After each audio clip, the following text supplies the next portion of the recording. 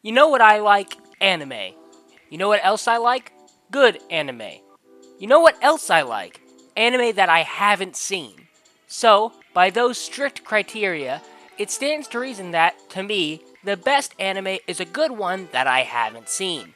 In the same vein, this video serves to recommend an incredible anime that, at least according to Mal, I know many of you haven't seen. And that, my friends, is Kingdom. Now, Kingdom, I'm sure, needs no introduction. As far as manga is concerned, it's one of the seinen's three pillars: Berserk, Vinland Saga, and, of course, this. It's famous for its large battle scenes and excellent groundwork.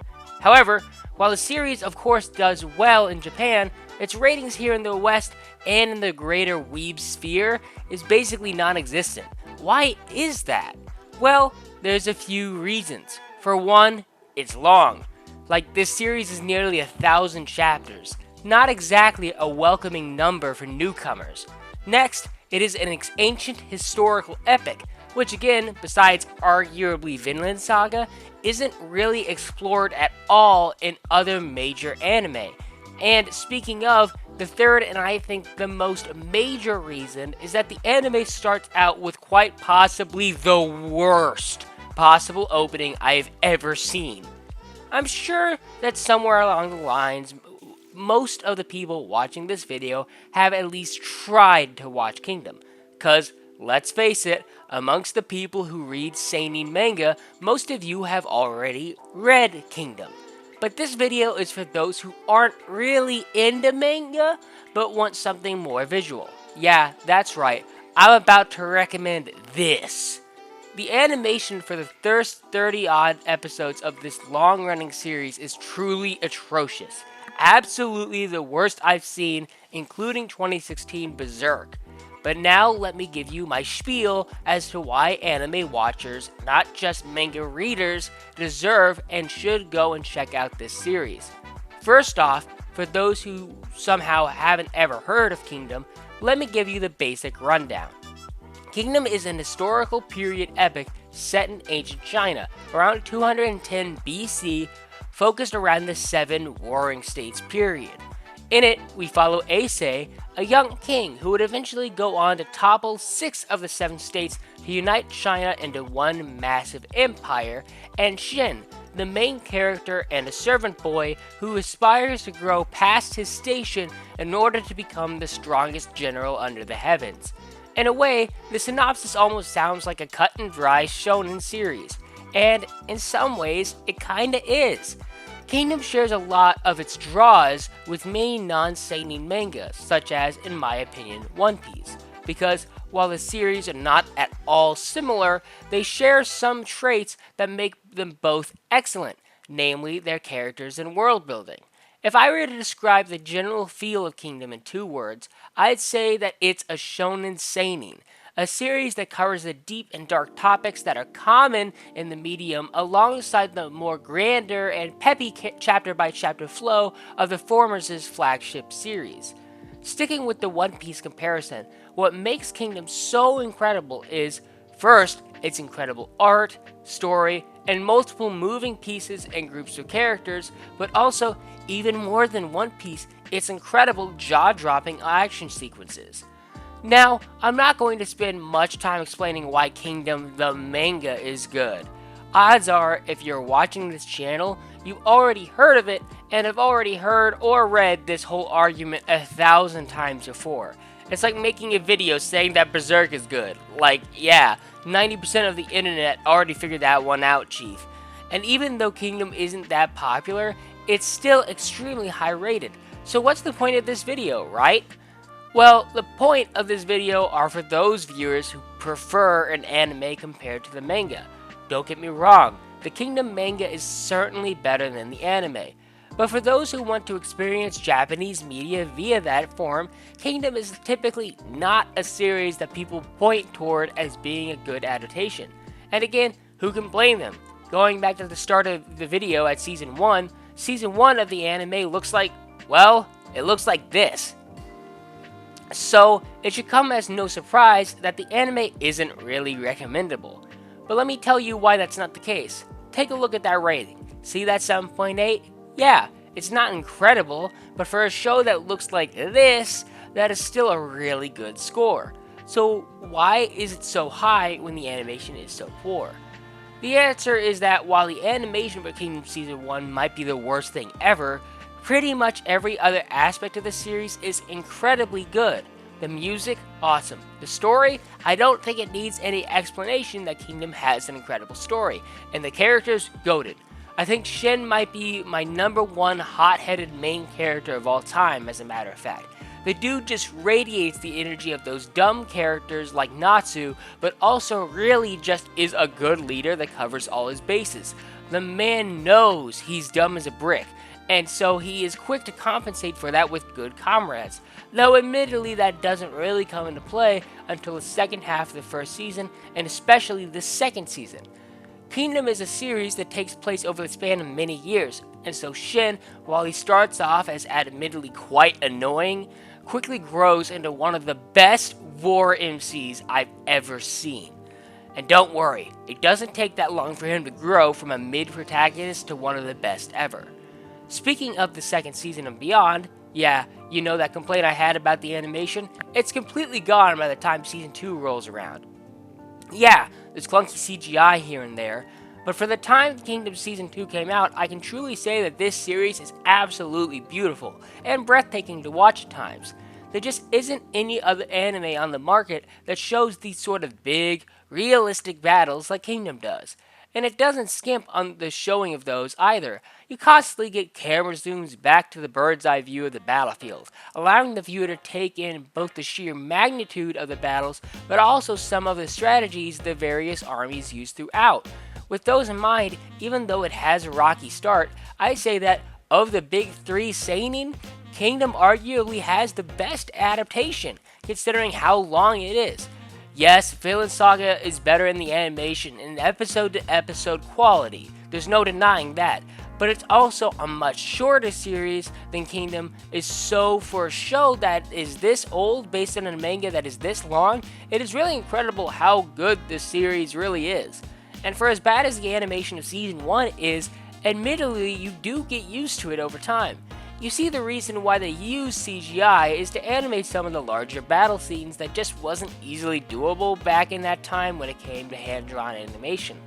For the few of you who have no idea what I'm talking about at all, without spoilers, let me tell you just the reason why Kingdom is so beloved besides the art is the characters. I've already mentioned how goated Shin is as the main character, but special care must be given to the rest of the cast.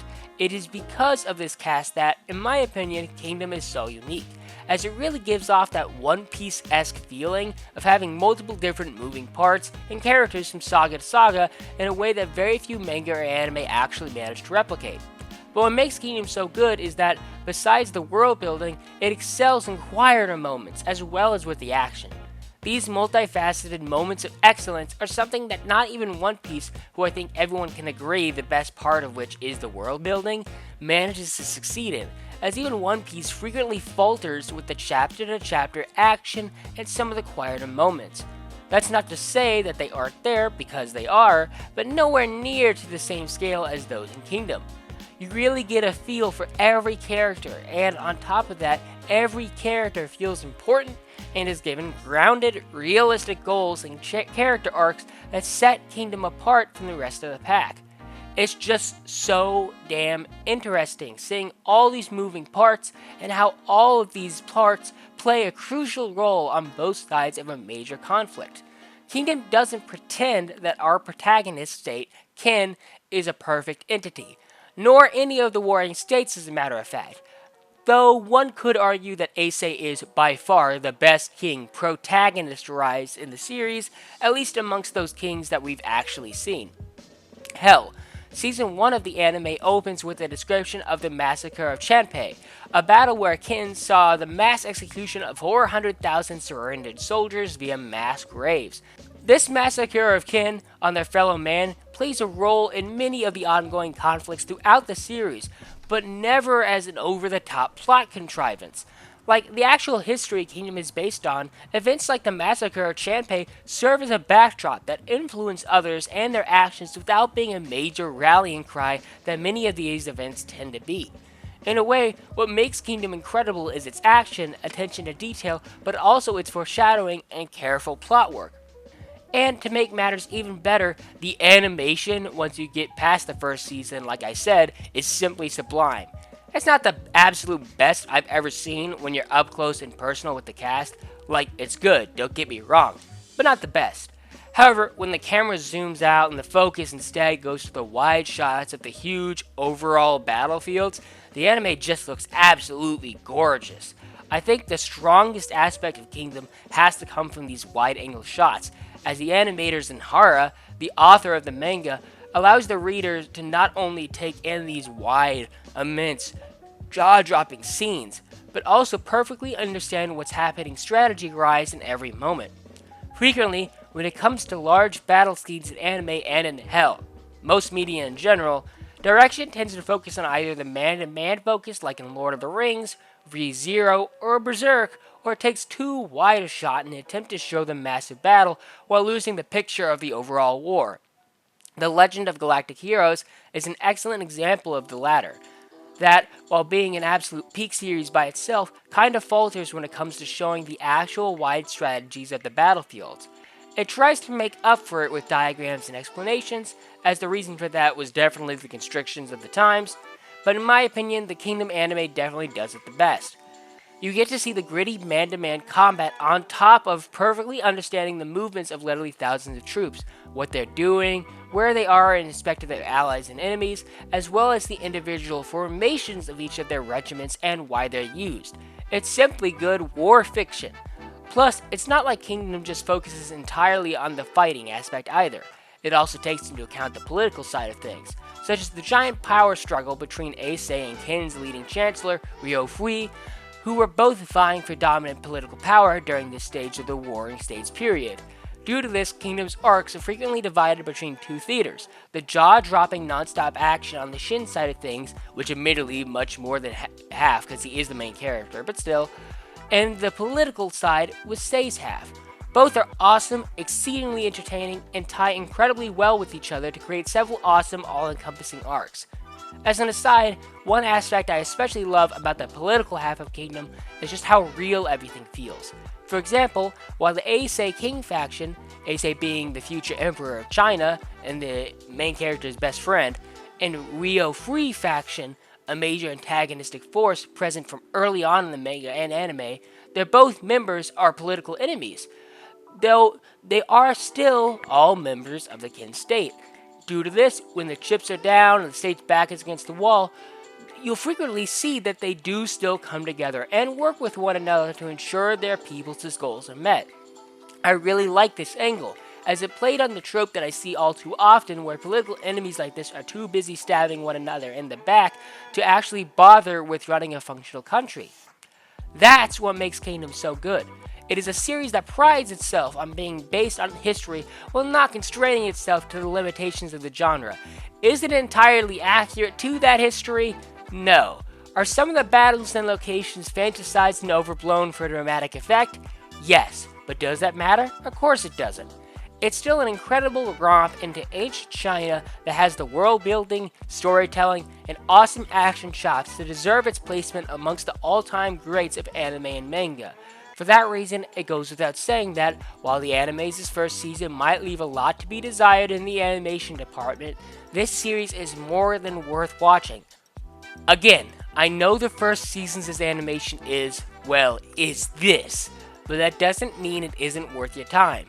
If you're an anime watcher who is looking for another long series to just sink your teeth in over the upcoming year into that smart, doesn't waste your time, has an incredible story, cast, and action set pieces alongside with great drama and an incredible main character, then you should go ahead and give this a shot.